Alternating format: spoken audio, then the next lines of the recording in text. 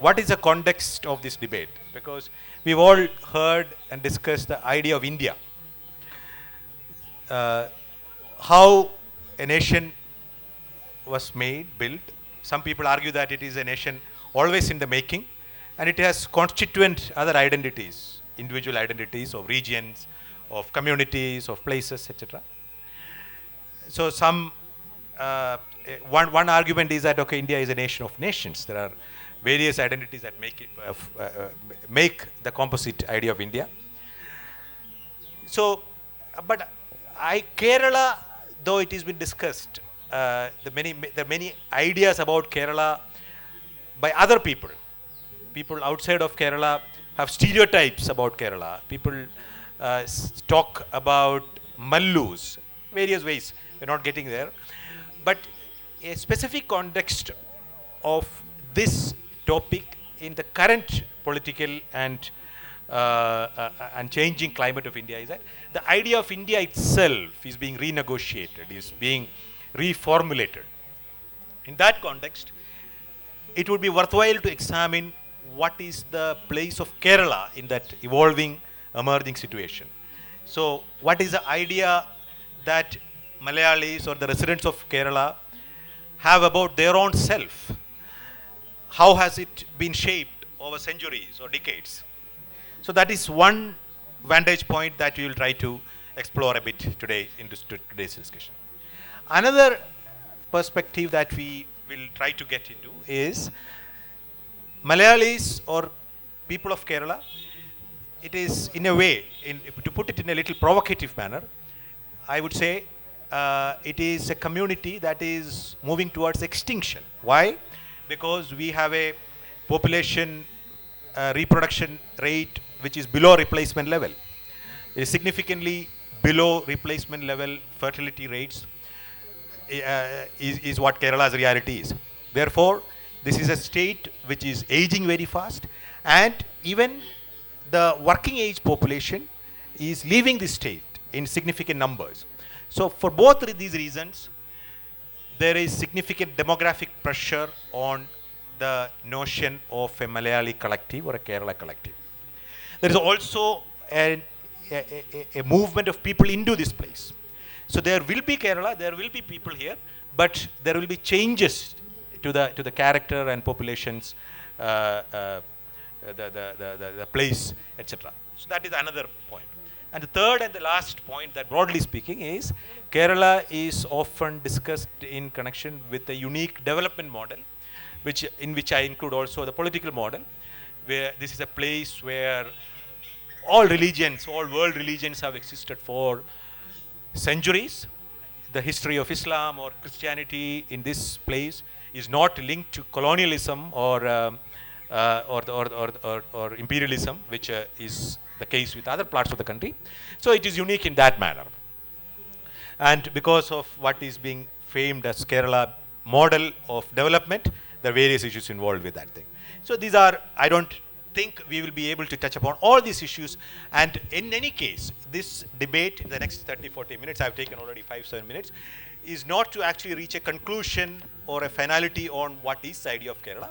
But given all this context, we thought it would be worthwhile to explore these questions and to start conversations on these points, to be aware of what is Kerala, who are Malayalis, who are Keralites. So let me ask with you, Meena. Meena.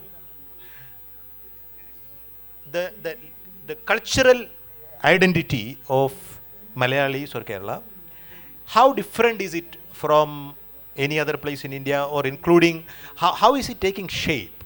Malayalam literature, culture, how, can you give us some idea about the historical perspective on the cultural origins of Malayalam or Malayalis? Thank you, Varghese. I think that the idea of a nation or the idea of a community does not stand alone.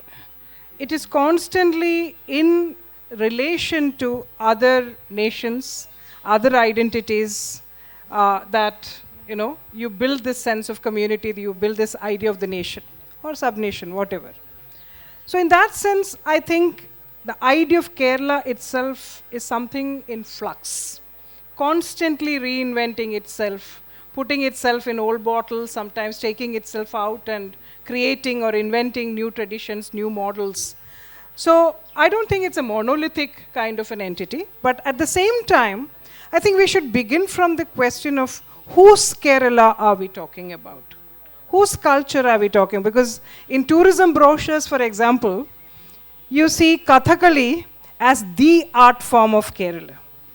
I'm sure that for many of us sitting here, at an earlier point in time, none of our ancestors were able to watch a Kathakali performance in the literal sense of the term, you know, the performance itself unfolding. So how is it that we internalize the logic that Kathakali is my art form or our art form? I think there is a larger issue of what people like Gramsci have called the national popular. How an imagination is built around popular ideals and popular belief systems about what a community is.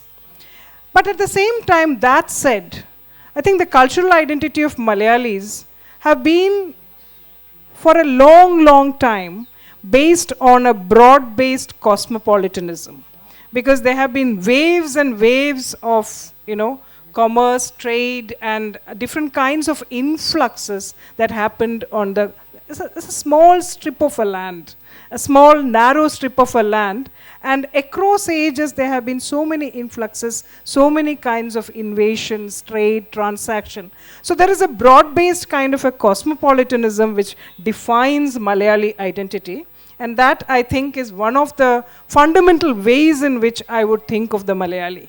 And probably that is the reason why today when we talk about Malayali or Kerala, in relation to the larger idea of the nation, we built this exclusive category of the Malayali or of Kerala itself as standing maybe as something that is uniquely different from what the nation today is at this historical juncture. And I think there is a certain kind of a history to that, a certain kind of a cosmopolitanism of outlook, of travel, of mobility, of agency, of democratic inclusiveness, of maybe transactions that have been very, very complex over the ages. So I think that's the first point I would like to make. But at the same time, when I talk about this certain kind of a cosmopolitanism, I think that the kind of fervor that, for example, a Tamilian has, you know, a kind of a Dravidian, a lineage that a Tamilian draws upon, is not the same in Kerala. The subnationalism, for example, in a state like Tamil Nadu, does not work in the same way in a state like Kerala, because I think we have been much more cosmopolitan than that. So I think we can begin here and then maybe take it up. Thank you, Meena, for that super beginning. So 2 points. One is the idea of Kerala or the Malayalis' interpretation of the world around him at a global scale. It has from cartoon expressions to general political jokes, like we can think of many things, but Malayalis think, maybe they take themselves way too seriously. We think we operate at a global level. And two, there is generally a higher resistance to the high culture of the dominant groups in Kerala compared to other places of the country. So therefore that again, so these two things, the idea of the who's Kerala, because this question repeatedly gets asked in different contexts and which actually then preempts the formation of a monolithic Malayali identity which was possible in many other places, including when we talk about Indian national identity, because there is a dominant idea that gradually expands its influence. So we will mark that point in Malayali cosmopolitanism and Malayali fragmentation. We'll come back to that. Ullekh is working on a book which I particularly and a lot of us will be interested in reading. It is titled The Malayalis. So let us start. Let us hear from you, Ullekh. What are you going to do in that book? Thank you, Varghese. So I don't know yet what I'm going to do in that book, you know, because all ideas, including an idea about what is the idea of Kerala, starts in a tentative fashion that previous academics who have tried to analyze, explore what are ideas of a nation, what are ideas of a geographical or a socio-political entity, have always encountered this problem. Because even if you look at which is the most famous effort at capturing an idea of a country, that is German ideology by Karl Marx and Friedrich Engels. What did they look at? They looked at the philosophy of that time. More than Hegel, they looked at the works of the young Hegelians to bring in what is the idea of Germany, and that became what we now read as German ideology. That is the book. And later, even with India, you have Sunil Khilnani's book, The Idea of India. That's also an attempt to understand India from our past, based on the actions, based on the mobilizations that have happened over centuries. And same with, I just remembered that Perry Anderson, the great intellectual, he has written a book called Indian Ideology, borrowing from Karl Marx, the title of German ideology. So what did he try to look at? He tried to look at how India was shaped by the founding fathers of this nation. And he has strong comments to make about Mahatma Gandhi, Nehru, a lot of other people.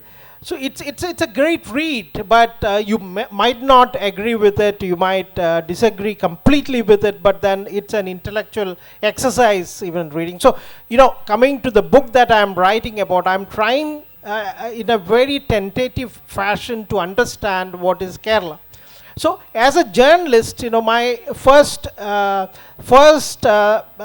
that comes to my mind is what I've already done about Kerala, which is to look at Kerala as, Kerala of the mind, Kerala of political sphere, Kerala of the marketplace. These are the things that journalists tout. These are the headlines that we go for when we need to look at what is the idea of Kerala.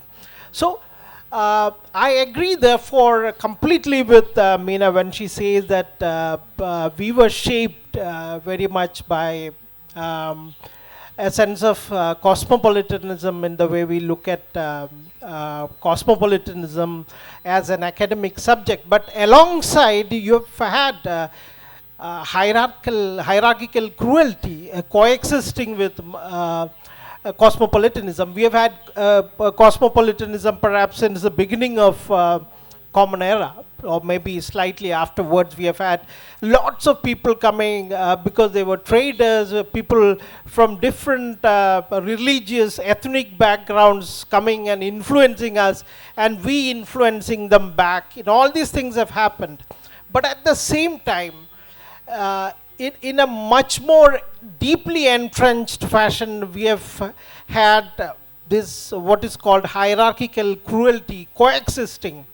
So that has shaped us, both have shaped us, and then we continue to have that kind of conflict going on between a certain kind of preservation of multiculturalism or cosmopolitanism and a certain kind of remnants that we carry from that hierarchical cruelty. And at times, if you look at the political parties of today, I was trying to look at how politics has changed from being mobilization oriented, fighting oriented, to oriented towards accommodative politics.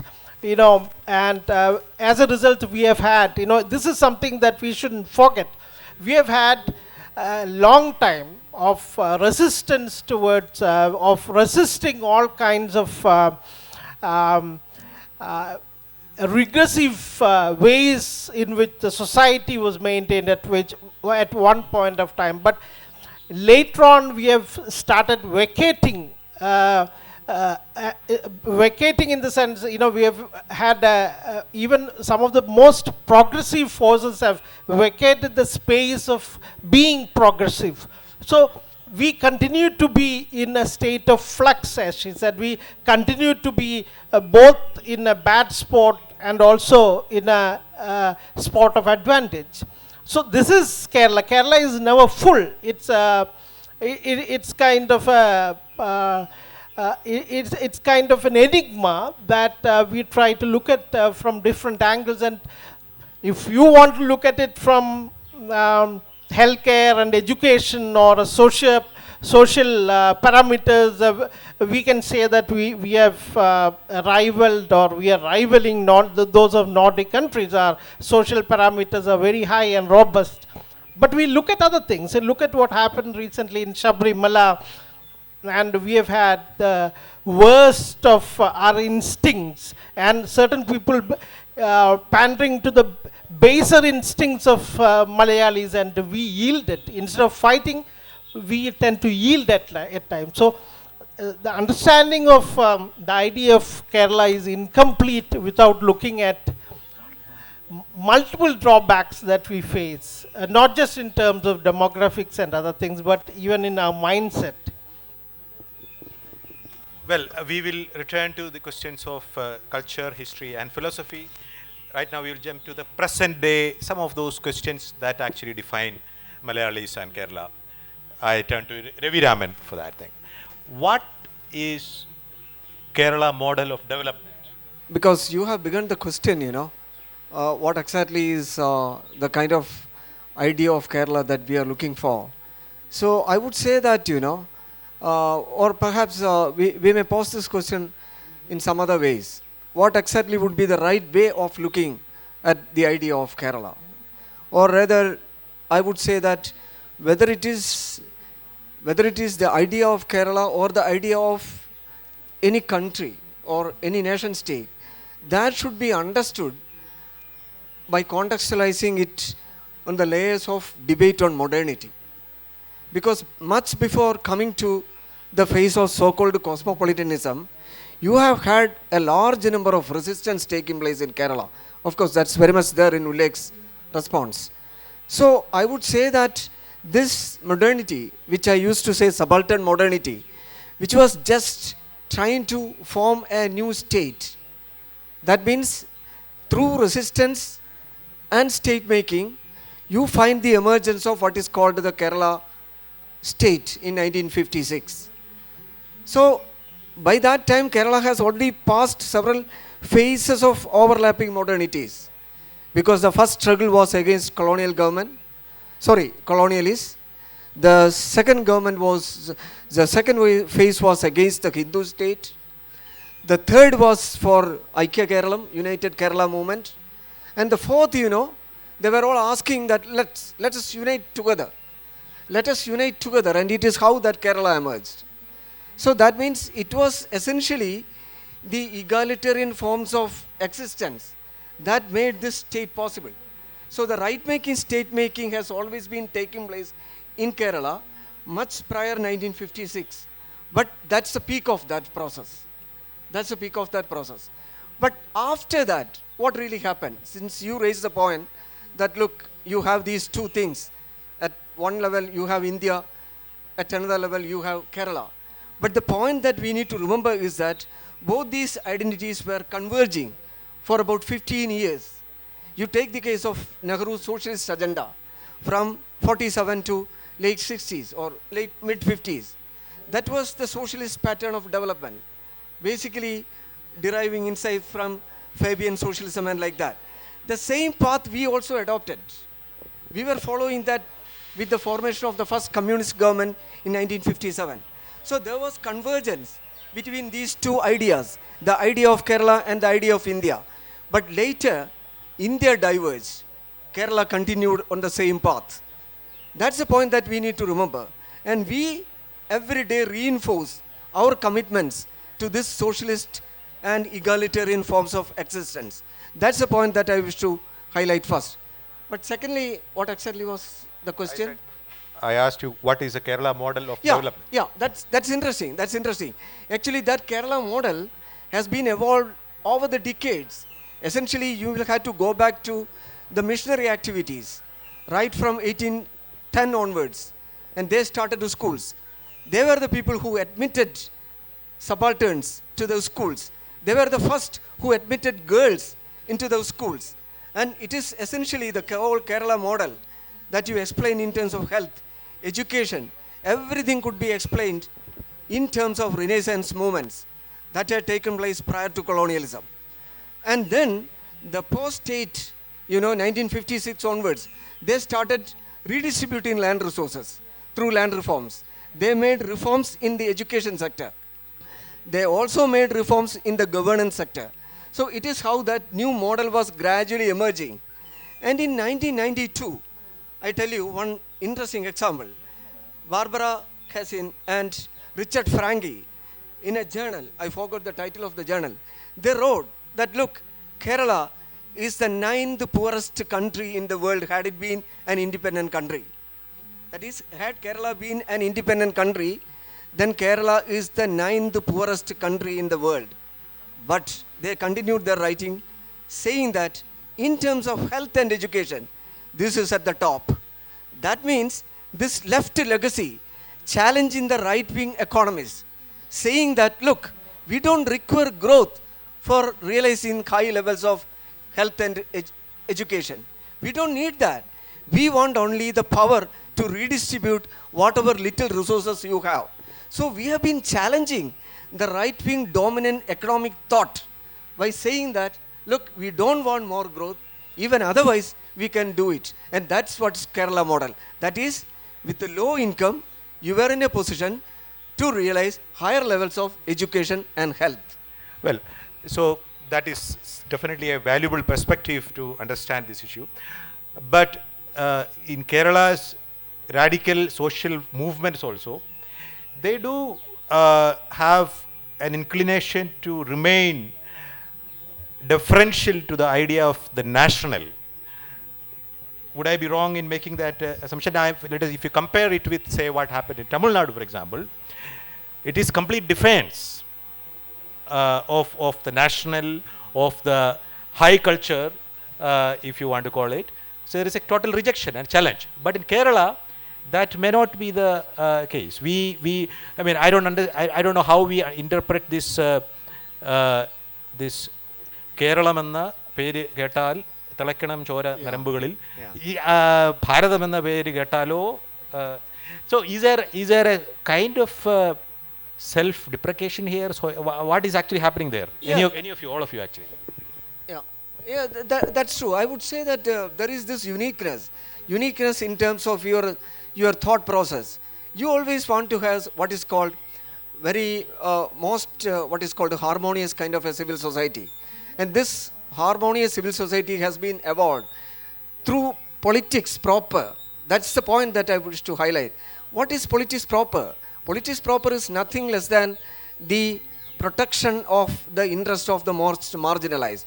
And it is only through that politics you will be able to cultivate the egalitarian forms of existence. There is no other way around. That's the only way. And that has always been progressing in Kerala. If you take the case of the left legacy at the center. If you take the left legacy at the center, that has always been there. But that is in conflict with the national agenda. Because national agenda, they go for divisive politics. They don't believe in a society where you have what is called the most harmonious society could be achieved. It is not like that. 2014 onwards, you are trying to develop a faith-based nation formation. It is nothing less than Hindutva state. Sorry, just one second. This Hindutva state is in alliance with the corporate capital. So you find the emergence of these two things together. Corporate capital and the Hindutva state. And that's the amalgamation that is taking place. As a state like Kerala, we are supposed to be against it. That's all.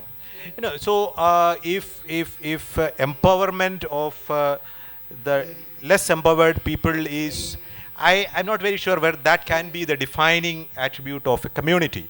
Can I take that to Meena? Because if we make that, I think we can perhaps we could see the same attributes in many other collective group of people in many places. That might not be a distinct marker of a community. That is my observation. But again, I'll come back to you, Ravi Raman. But I want to hear from you again. I think to come back to the point that I was making in answer to your question, So I began by talking about a broad-based cosmopolitanism. But alongside that, if I have to speak about some of the contemporary trends that are unfolding, which speaks very concretely about a certain kind of a collective sense of identity, I think we have to go back in history and look at how there has always been a sense of critique as far as the Malayali is concerned, which I think is one of the reasons why Kerala has molded itself in a different kind of a mold. Because we were earlier discussing, I think, modernity and gender. So even with the birth of the public sphere, for example, in Kerala, there were subaltern publics in existence. There were subaltern revolts. Say, for example, a book like Vartamana Pustakam, where there are people traveling to the centers of Christianity at that time in order to question the ways in which Christianity was being practiced in Kerala. So there is a certain kind of a resistance, a certain kind of a counter, movement against all kinds of hegemonic tendencies that runs in the blood of the Malayali, which has been fostered across, various historical time periods, which gives us a certain kind of a critical rigor, say when we look at feudalism, when we look at communism, when we look at right-wing forces. So this critique, I think, is again something that is very, very, it's a strong point of the Malayali. But alongside that, I also feel that many of the things that happened, the very traumatic events that unfolded in the rest of the subcontinent, rest of the nation itself, did not happen in Kerala with the same kind of magnitude. Say, for example, the partition which split the nation into two, the psyche of the nation into two, it did not crystallize in the same way as, say, it would crystallize in Gujarat or Punjab or UP or some other place. So in that sense, the insularity that Malayalis have enjoyed have contributed to fostering this sense of critique, fostering these principles of egalitarianism, which I think continues to this day. Atra pettanna pala arigalu ivada vevilla. That is the reason why, paladhu ivada vevada povunnainte oru karanam idana. There are certain historical antecedents to that. I'll come back to you, Ravi. Ullekh, so the idea, what Meena said about partition as a significant milestone in the broader evolution of other identities, particularly in the heartland. Kerala's insulation, both in terms of geography and because of all this historical development, is one thing. But if you take Tamil Nadu as a reference point, around the same time, both states are actually looking at some of these issues, particularly caste, feudal issues, etc., etc. So the predominant arguments in Tamil Nadu actually takes an entirely different trajectory. So they think that there is nothing that we can negotiate by being part of this larger whole. Therefore, a complete detachment is what we aim for. Whereas in Kerala, correct me if I'm wrong, Ravi Raman. So was there a debate between Guru and CV on whether conversion is the right path to do? All his radicalism apart, Guru stops short of the idea that mass conversion is really the way to do. So the point what you made, there is some deference to the idea of national that runs through even in Kerala's radical social movements. Would it be a right observation, Ullekh? I don't know whether to say yes or no, but but what I think is, cultural determinants are at work when we talk about Kerala. You look at Mahatma Gandhi's leadership before that Congress wasn't a mass movement. When Mahatma Gandhi comes in, he comes in by infusing religion into the nationalist movement, and everything, including partition that happened, the unfortunate partition that happened, had it had its seeds in the infusion of religion in the nationalist movement, and also in sidelining, I don't think personally that Mahatma Gandhi's idea of India was fully formed in the sense of appreciating other religions. And now I come to Guru. Before I'll come back to that thing. Because the religiosity of the Hindu first approach of the Congress party, I believe, led to the unfortunate decision to partition India. And it's a legacy that the Congress of Mahatma will have to live with. And also, we try to exonerate people because, times have changed, and there are enemies of Mahatma Gandhi who treat him like a whipping boy, and then it's not the right time to talk about or talk ill of Mahatma Gandhi. But this is the truth. So we had cultural determinants on our side, and we were insulated from, even if you look at the Congress culture in Kerala, which was that was extremely different, entirely different from the Congress movement in the rest of the country. I'm not talking about many of the southern states, but if you look at northern states, and even among the caste movements, how did it mirror? There was in Bihar something called Trivarni Sankam. There was Sanskritization and a craving among even the most backward caste to project themselves as someone important in the scheme of things, and that had to do with the great dose of religion that you found in the Indian national movement at that time.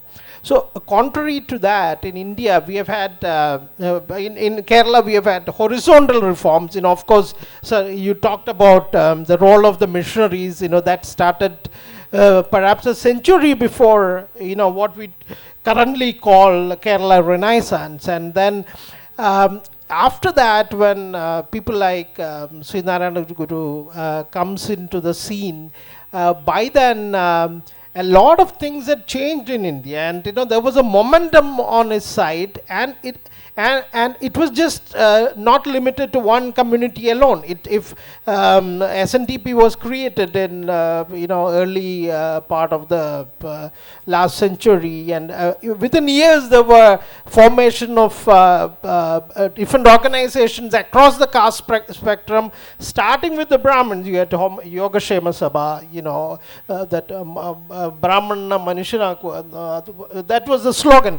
So you had NSS, you had all kinds of organizations, even what we call Adishudras, they organized, and the biggest longing was to reform yourself and to become better humans. That happened, and these are not things that had happened in other parts of the country. So we were different. So I think this idea of nationalism, we were insulated from the kind of idea of nationalism fostered by Mahatma Gandhi, which infused or injected religion deeply into the psyche of India. And therefore, it's only natural that we were insulated from the wounds of partition that happened, which was a byproduct of the politics of that time. So it's you might say it's an accident, it's a coincidence, but it was natural that we got insulated from that. And I think our social determinants, the fact that our population has a good mix of, it's not always the case that heterogeneity doesn't necessarily mean a lack of toxicality, but in the case of Kerala, it turned out to be true. So I'll have one more question, which is all of you, but quick response, because I'm sure a lot of our listeners may want to participate in this discussion, because as I mentioned in the beginning, this is not a conclusive discussion. It is just opening up a few thoughts. So I would like to hear from all of you on what you might think on this question. Our panelists also would be able to say.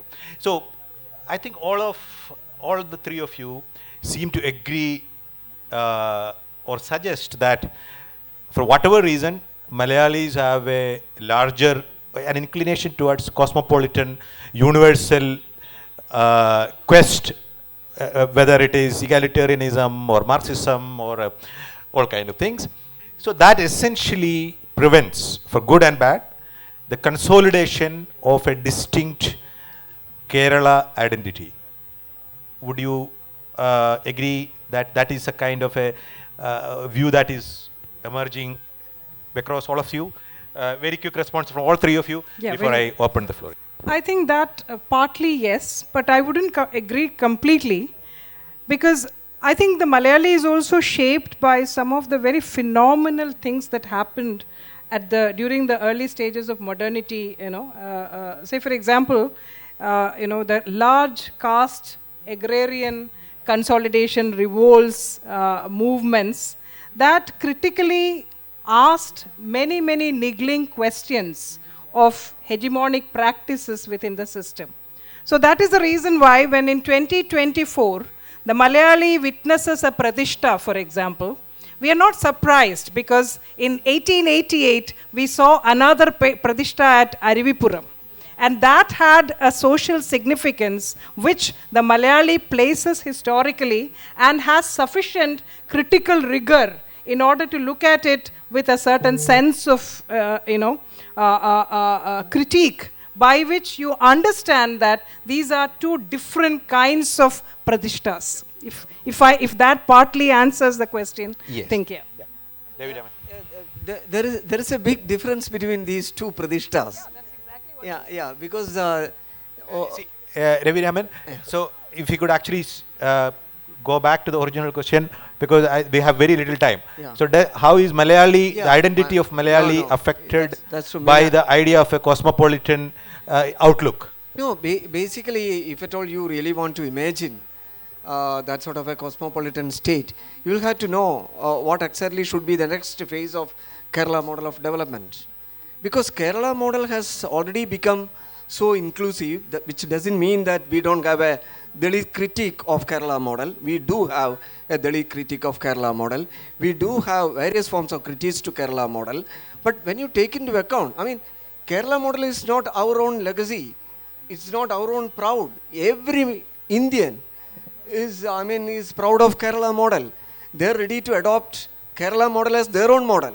I mean, you discuss this with the people across states. They will say that it is again our model, because they will support, acknowledge and recognize what's going on in Kerala. That means this higher levels of expressiveness, the higher levels of egalitarian consciousness, that would obviously generate new forms of cosmopolitanism, and that is why that we need to look at how best we could go beyond the kind of instrumental rationality that has already made Kerala development possible. Kerala model has already been made possible because of certain forms of instrumental rationalities.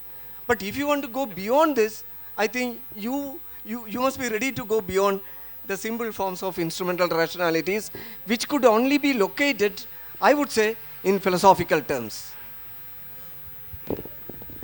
Forgive me if I tend to trivialize this debate by bringing in an anecdote. I was lucky enough to have participated in a lecture by Benedict Anderson, someone who has written and talked so much about cosmopolitanism, and from whom we know so much about cosmopolitanism. And it was Sanjay Subramaniam, the historian, who asked him this question about two people, and the question was, you have Gabriel Garcia Marquez, who speaks just Spanish, because the idea of cosmopolitanism also means understanding a lot of languages, having a greater, sweep of understanding of cultures and things like that. And between Marquez, who understands or speaks only Spanish, and Mario Vargas Llosa, who speaks multiple languages and is has lived, traveled far widely than Marquez. So the answer was that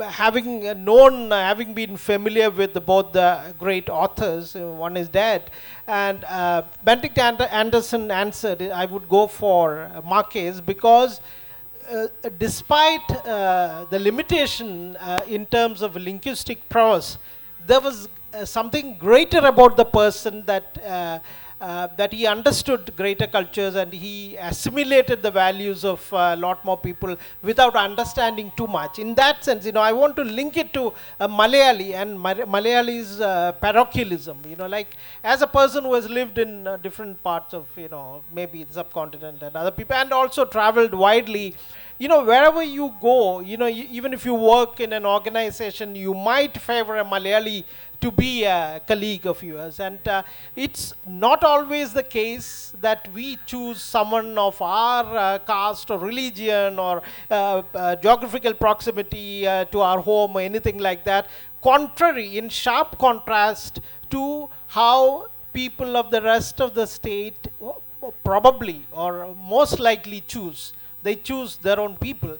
We choose people just because of they are Malayali. So that's a huge difference. That's a way, that's a parochialism of a different kind. So when we understand that, we understand perhaps we come close to understanding what is the idea of Kerala.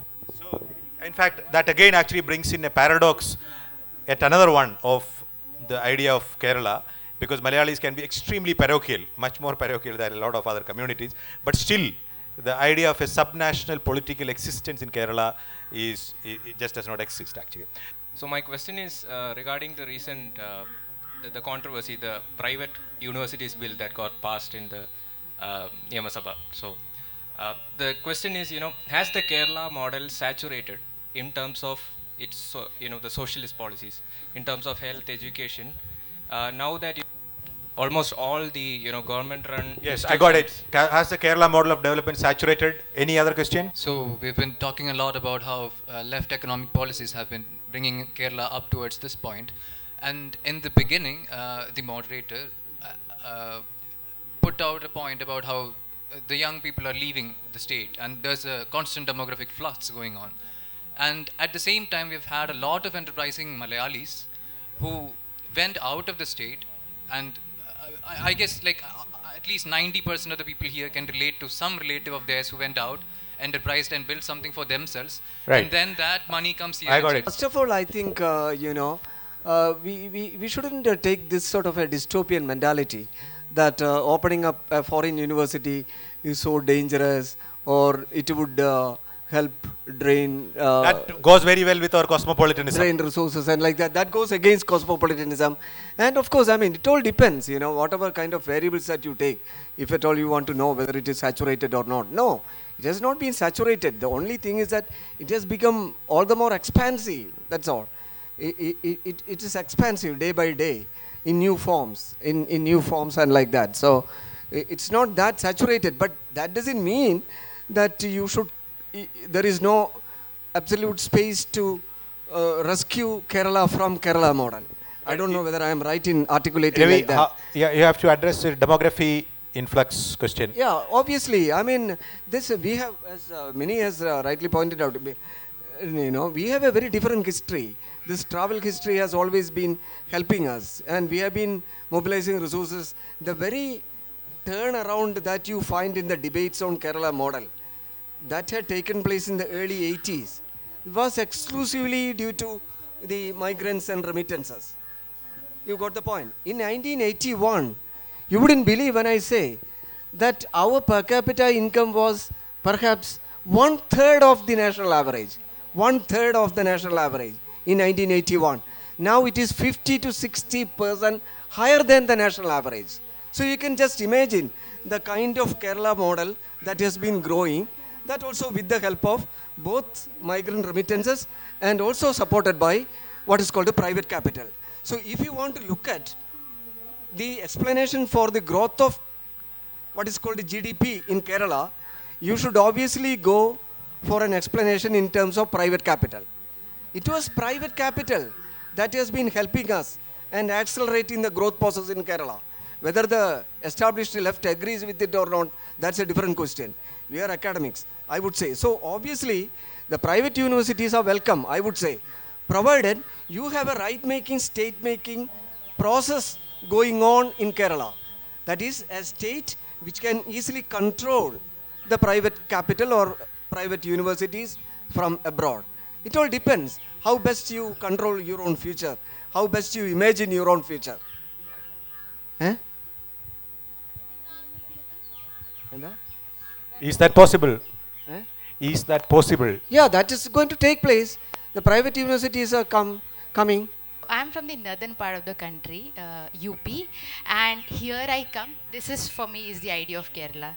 So I want to ask Meena ma'am. I have read this book called Ivory Thrones by Manu S. Pillai, and it was eye-opener. Somehow I feel it's not part of India. I mean, I can't imagine an India like that, right? So I want to know your perspective as a female. What do you think is the future idea of Kerala? Because it was very disheartening when I was in Bombay last month, and everyone had to ask me the question about that movie, that Kerala story. Is it true? Does that happen? And they don't want to find answers. There's like, this is what happens, right? So as a female, where do you think we are headed, and what is your idea of Kerala? All right. Okay. I will add a little bit to that question, and you can take it almost a final word, I would say. So there are perceptions about Kerala, which are very academically grounded on Kerala's handling of COVID, which actually got Kerala a lot of international praise, including Economist and the Wall Street Journal wrote about it. That is one part. There is also a bit of stereotyping about Kerala, including the film that the lady referred to as an expert on films and culture. What actually is a true Kerala, and why is there an attempt to vilify Kerala by external actors? Is there a reason that you might think of? I think the simplest way of answering that would be, who is vilifying from where? That would be the primary question.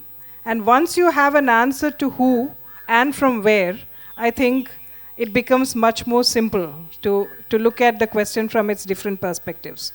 But that said, I must say that the gender histories of Kerala and the gender indices, as far as social indicators are concerned, have been very good. But at the same time, at the level of culture, for example, at the level of the everyday and lived experiences of women, there have been many, many setbacks. Let me say that as women, we have always spoken vociferously about the way in which there is a thin veneer of hypocrisy when it comes to the right kind of rhetoric around Kerala, and there is the slip between the cup and the lip is immense. So that said, I think in the new millennium, more and more women are coming out into the public, wrestling for agency, wrestling for voice. And I'm not saying that these are mainstream feminists or women, but I think that women's voices, scattered, little,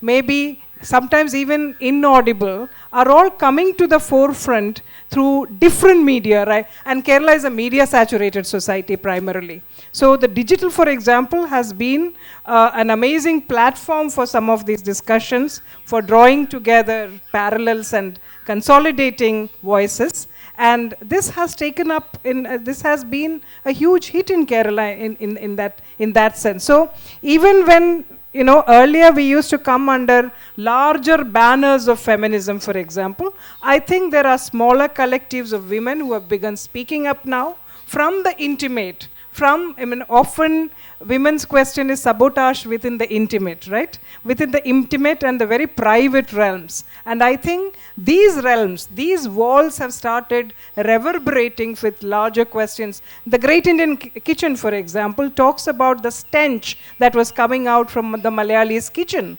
And I think these are voices that have begun to be heard. Kerala story is one aspect of it. There are numerous ways of looking at it. And I think to build up an entire edifice of an argument based on one kind of representation is problematic. And I therefore think that we should look at it, the polyphonic possibilities, the voices that are coming from the margins from all over.